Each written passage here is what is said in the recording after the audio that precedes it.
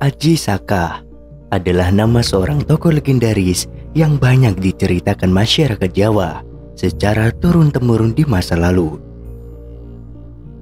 Sumber tertulis tentang Aji Saka adalah Serat Momana, Serat Aji Saka, Babat Aji Saka, Serat Witoradjo III, dan Serat Aji Dharma Aji Nirmala yang semuanya ditulis di atas tahun 1800. Sumber penulisan manuskrip-manuskrip di atas juga berasal dari cerita legenda.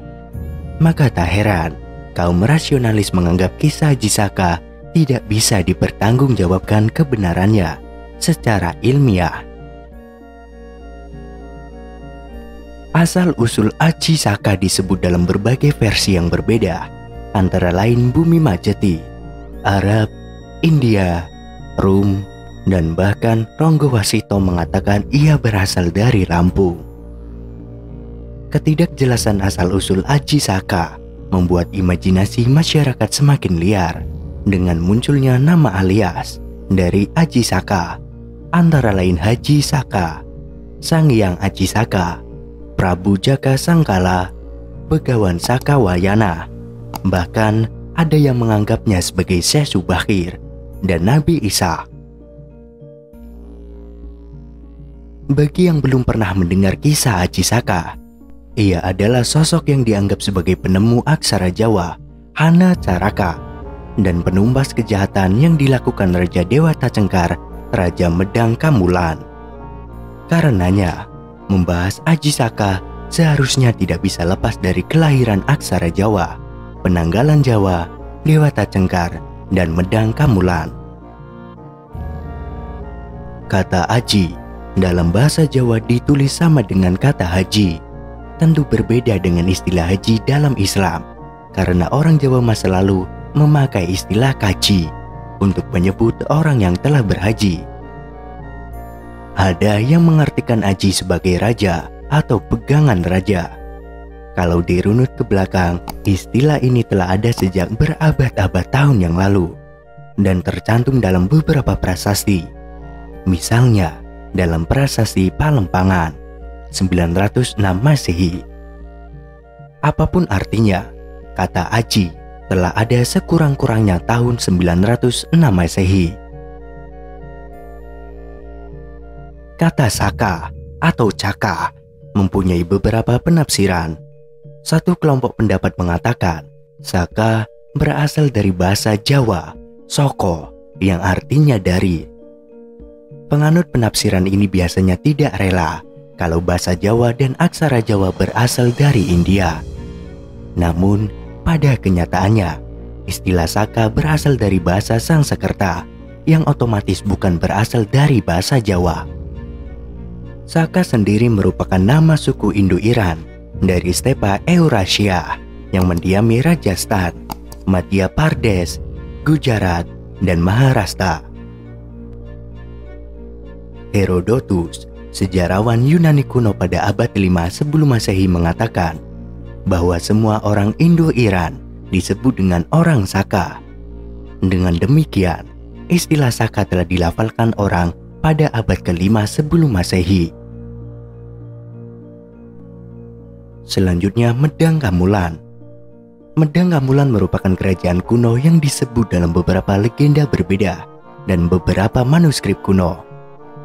Kamulan berarti pemulaan, sementara Medang merupakan kerajaan yang di kemudian hari dikenal juga dengan Kerajaan Mataram Hindu.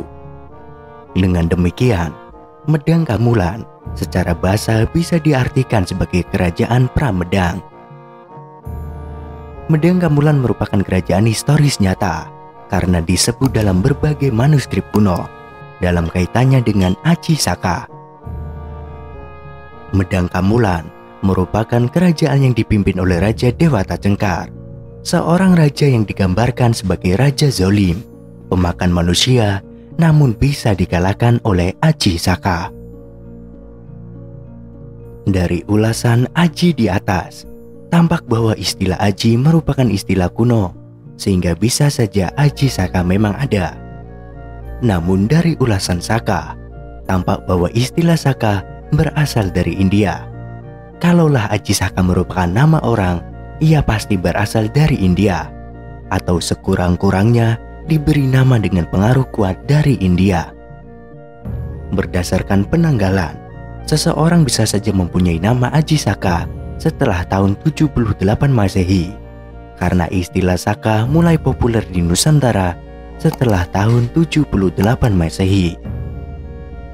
Dari ulasan Medang Kamulan, tampak bahwa legenda Aji Saka berlatar waktu sebelum Mataram kuno, alias sebelum tahun 732 Masehi.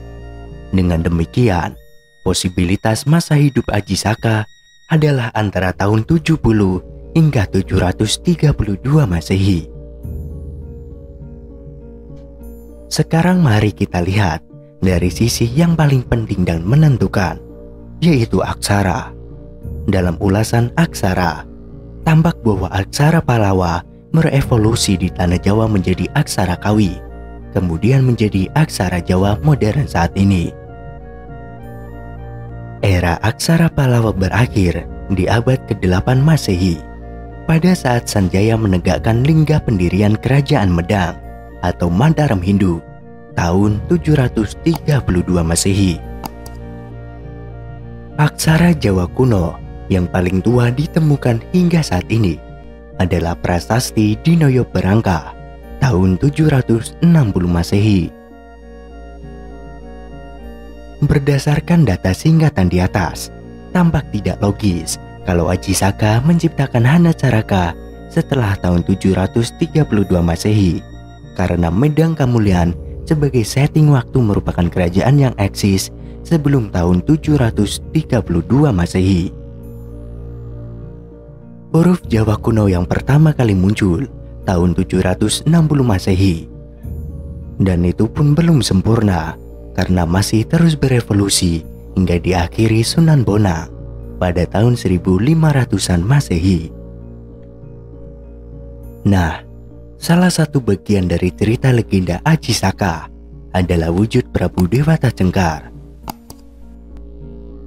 Prabu Dewata Cengkar yang digambarkan sebagai raksasa pemakan manusia. Namun, yang dipermasalahkan adalah genetik raksasa yang seharusnya sedikit atau banyak tetap diwariskan kepada anak turunannya. Kalaupun Dewata Cengkar tidak mempunyai anak keturunan, suku raksasa seharusnya tetap mempunyai anak turun. Kenyataannya, di area sekitar Demak yang menjadi lokasi legenda itu, atau daerah tertentu di Jawa, tidak didapati segumpulan manusia bertubuh raksasa. Dengan demikian, suku raksasa tersebut adalah hoak. Sama hoaknya dengan penggambaran Aji Saka sebagai penemu Hanacaraka.